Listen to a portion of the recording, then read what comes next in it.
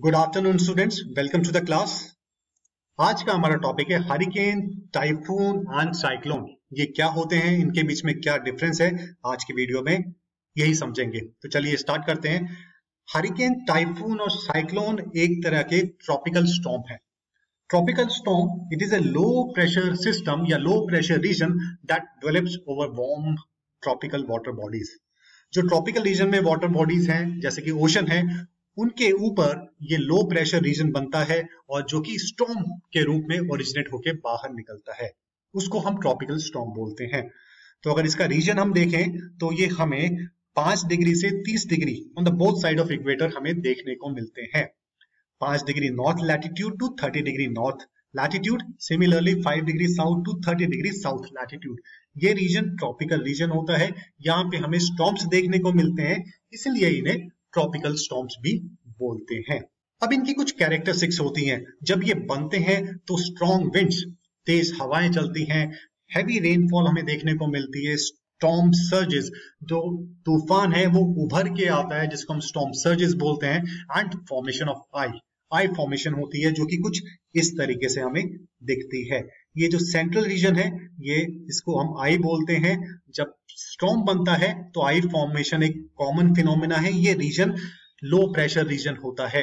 ये lateral view है, अगर हम टॉप से देखें तो कुछ इस तरीके से हमें दिखाई देगा। ये आई फॉर्मेशन है, लो प्रेशर रीजन है, जबकि जो बाहर वाला सर्कुलर पेरिफेरी है वो हाई प्रेशर रीजन होता है। तो ये कुछ कैरेक्टरिस्टिक्स हैं ट्रॉपिकल स्टॉर्म्स की। अब समझते हैं हरिकेन, टाइफून और साइक्लोन में क्या अंतर है। अगर मैं बोलूं तो they all are the same phenomena, एक ही तरीके से ये बनते हैं, एक ही प्रोसेस से बनते हैं, पर इनका नाम अलग अलग इसलिए है क्योंकि अलग अलग जगहों या अलग अलग लोकेशन में रहते हैं या वहां पे बनते हैं। तो सबसे पहले हम हरिकेन को समझते हैं। हरिकेन हम बात करें तो नॉर्थ अटलांटिक ओशन और मिड अटलांटिक ओशन के रीजन में ये फॉर्म होते हैं। नॉर्दर्न हेमिस्फीयर में ये फॉर्म होते हैं और इनका जो स्पिन है आप देख सकते हैं एंटी क्लॉकवाइज डायरेक्शन में है, और इस तरीके से स्पिन करते हुए एंटी क्लॉकवाइज डायरेक्शन में ये वेस्ट की तरफ बढ़ते हैं। वेस्ट की तरफ इसलिए बढ़ते हैं क्योंकि जो ट्रेड विंड्स हैं वो इन्हें अपने साथ वेस्ट की तरफ ले जाती हैं। अगर इनका इंपैक्ट देखें, जो नॉर्थ अटलांटिक ओशन और मिड अटलांटिक ओशन में ओरिजिनेट होते हैं, तो ये कैरेबियन आइलैंड्स और eastern to south eastern coast of United State of America, इसको इंपैक्ट करते हुए एंटी क्लॉकवाइज डायरेक्शन में वेस्ट की तरफ बढ़ते हुए इस तरीके से निकल जाते हैं। और दूसरी तरफ ईस्टर्न पैसिफिक ओशन में ये ओरिजिनेट होते हैं। नॉर्दर्न हेमिस्फीयर की मैं बात कर रहा हूं, मैक्सिको की कोस्ट लाइन और western coast line of United State of America, इसको इंपैक्ट करते हुए एंटी क्लॉकवाइज डायरेक्शन में स्पिन करते हुए वेस्ट की तरफ हेड करते हुए ये निकल जाते हैं। अब मैं बात करता हूं टाइफून की। टाइफून हमें वेस्टर्न पैसिफिक ओशन में देखने को मिलते हैं। नॉर्दर्न हेमिस्फीयर है, इनका स्पिन भी एंटी क्लॉकवाइज डायरेक्शन में होता है और ये वेस्ट की तरफ हेड करते हुए दिखाई देते हैं। देखें तो ये Philippines, Korea, north Korea, south Korea, Japan और चाइना की कोस्ट लाइन को इंपैक्ट करते हुए वेस्ट की तरफ हेड करते हुए निकल जाते हैं। अब हम बात करते हैं साइक्लोन्स की। साइक्लोन साउथ पैसिफिक ओशन और इंडियन ओशन, यहाँ पे ये ओरिजिनेट होते हैं, यानी कि ये साउथ ईस्ट एशिया इसको इंपैक्ट करते हैं। ऑस्ट्रेलेशिया उसको इंपैक्ट करते हैं, इंडिया की कोस्ट लाइन और ईस्टर्न अफ्रीका की कोस्ट लाइन को ये इंपैक्ट करते हैं। ये सदर्न हेमिस्फीयर में ओरिजिनेट हो रहे हैं। और अगर इनकी स्पिन की बात करूं तो देखिए क्लॉकवाइज डायरेक्शन में ये स्पिन करते हुए वेस्ट की तरफ इस तरीके से बढ़ते हुए कुछ ऐसे निकल जाते हैं। तो अगर इन तीनों को हम देखें, एक कंसोलिडेट ग्लांस दें, तो कुछ इस तरीके से हमें देखने को मिलेगा। हरिकेन नॉर्दर्न हेमिस्फीयर में एंटी क्लॉकवाइज स्पिन है, देखिए इनका। सिमिलरली टाइफून भी नॉर्दर्न हेमिस्फीयर में इनका एंटी क्लॉकवाइज स्पिन है, डायरेक्शन वेस्ट की तरफ बढ़ रहे हैं। जबकि साइक्लोन इनका सदर्न हेमिस्फीयर में हमें देखने को मिलते हैं, इनका स्पिन क्लॉकवाइज है और वेस्ट की तरफ। अब हम देखते हैं कि ये बनते किस तरीके से हैं। देखिए सूरज की गर्मी से जो पानी का ऊपर का सरफेस है वो गर्म होना स्टार्ट हो जाता है। जब इसका टेम्परेचर 26 डिग्री से ऊपर पहुंच जाता है तब ये फिनोमिना बनना, डेवलप होना स्टार्ट हो जाता है। जो गर्म हवा है वो ऊपर की तरफ जाना स्टार्ट कर देती है, बिकॉज वो उसके मॉलिक्यूल्स के पास ज्यादा काइनेटिक एनर्जी है, वो कम डेंस है, वो ऊपर की तरफ जाना स्टार्ट कर देते हैं। और जो ठंडी हवा है वो उसकी खाली जगह जो वार्म एयर ने खाली जगह छोड़ी थी उसको ऑक्यूपाई कर देती हैं। तो इस तरीके से एक सर्कुलर फॉर्मेशन, सर्कुलर मोशन होना स्टार्ट हो जाता है और ये सर्कुलर मोशन मोमेंटम पकड़ लेता है, मोमेंटम बढ़ना स्टार्ट हो जाता है और तो एक ट्रॉपिकल स्टॉर्म काफी बड़े फॉर्म में उभर के आता है। तो इस तरीके से ये ट्रॉपिकल स्टॉर्म बनते हैं जिनको हम साइक्लोन, टाइफून या हरिकेन बोलते हैं। जहां पे वो ओरिजिनेट होते हैं उनके अकॉर्डिंगली उनको नाम दिया गया है। प्रोसेस तीनों का यही है बनने का। अब एक बार तीनों को दोबारा देख लेते हैं।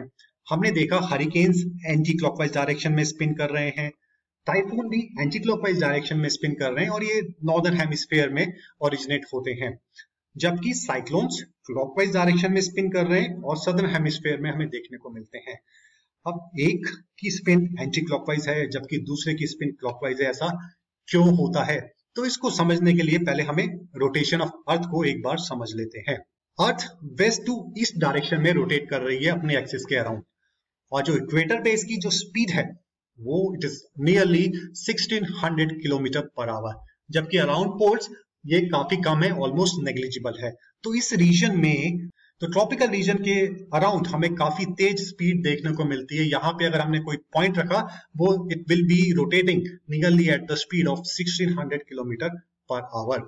यही रोटेशन अराउंड ट्रॉपिकल रीजन एक इफेक्ट पैदा करता है जिसको हम कोरियोलिस इफेक्ट बोलते हैं। कोरियोलिस इफेक्ट जिसमें फ्लूइड जैसे कि वाटर, वाटर वेपर और एयर जब अर्थ के ऊपर से निकलते हैं या उसके अक्रॉस ट्रेवल कर रहे हैं तो they take curve path when they travel across और अबव द अर्थ सरफेस। जब कोई फ्लूइड या एयर एक पाथ अर्थ के ऊपर से जा रहा है या अर्थ के अक्रॉस ट्रेवल कर रहा है तो सीधा जाने के बजाय कर्व पाथ लेता हुआ चला जाता है। इसको कोरियोलिस इफेक्ट बोलते हैं और ये कोरियोलिस इफेक्ट सबसे ज्यादा हमें देखने को मिलता है around tropical region of the earth, earth equator के आसपास देखने को मिलता है, क्योंकि यहाँ पे रोटेशन स्पीड हमें सबसे ज्यादा देखने को मिलती है। आइए इसको कुछ और अच्छे से समझते हैं कोरियोलिस इफेक्ट को। मान लेते हैं मैं केरला में थिरुवनंतपुरम से बॉल फेंकता हूं एक गुजरात अहमदाबाद के लिए। इसमें दूरी भी काफी अच्छी है और मैं काफी तेजी से फेंकता हूं। देखिए कोरियोलिस इफेक्ट को समझने के लिए हमें एक तो डिस्टेंस काफी ज्यादा रखना पड़ेगा और स्पीड भी काफी ज्यादा रखनी पड़ेगी, जो कि ट्रॉपिकल स्टॉर्म्स में हमें देखने को मिलती है। ट्रॉपिकल स्टॉर्म्स काफी दूरी ट्रेवल करते हैं और काफी तेजी से जाते हैं, तो वही हम चीजों को सिमुलेट कर रहे हैं ताकि कोरियोलिस इफेक्ट को हम समझ पाए। मैंने बॉल फेंकी केरला से गुजरात की तरफ काफी अच्छी स्पीड से, तो एक वेलोसिटी का कंपोनेंट ये आपके सामने एरो से मैंने दिखा दिया है और इसका एक दूसरा कंपोनेंट है जो कि अर्थ के स्पिन की वजह से इसके अंदर है।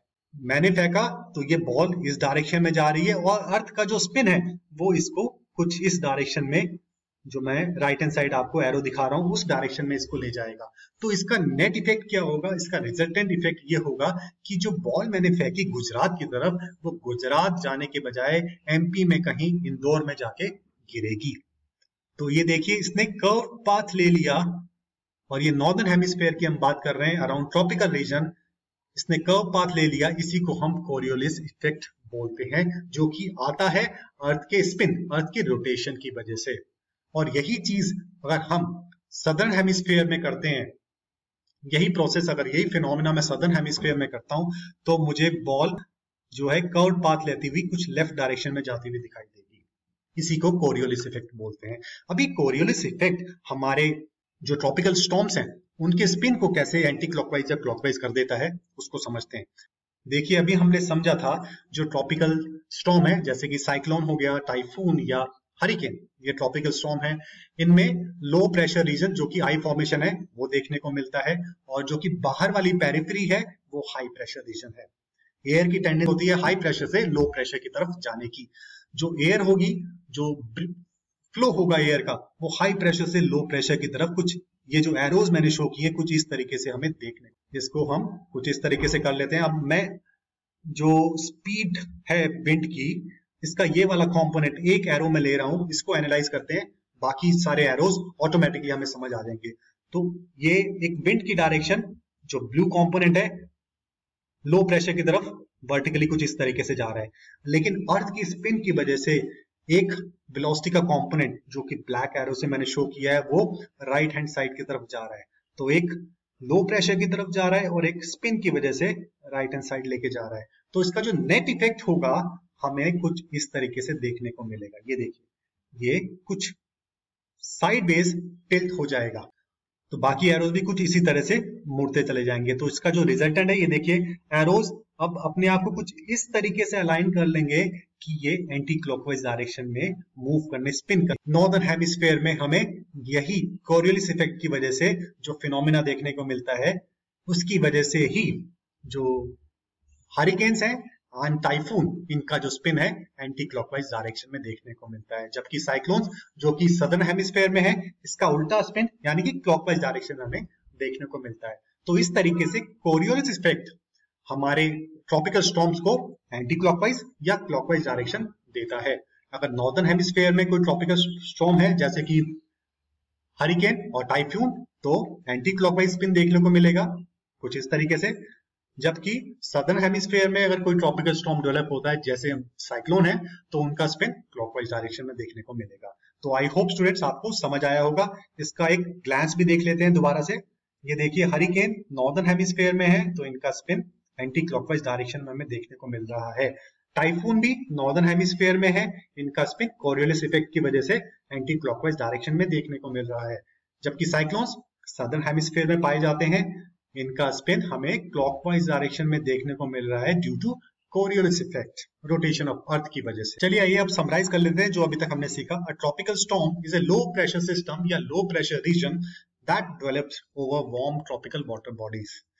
जो वाटर बॉडीज ट्रॉपिकल रीजन में पाई जाती हैं, उसके ऊपर low pressure system, low pressure region develop होता है, जिसको हम ट्रॉपिकल स्टॉर्म बोलते हैं। और उनकी कैरेक्टरिस्टिक्स है, हमें स्ट्रॉन्ग विंड्स देखने को मिलती हैं, heavy rainfall, storm surges and formation of I.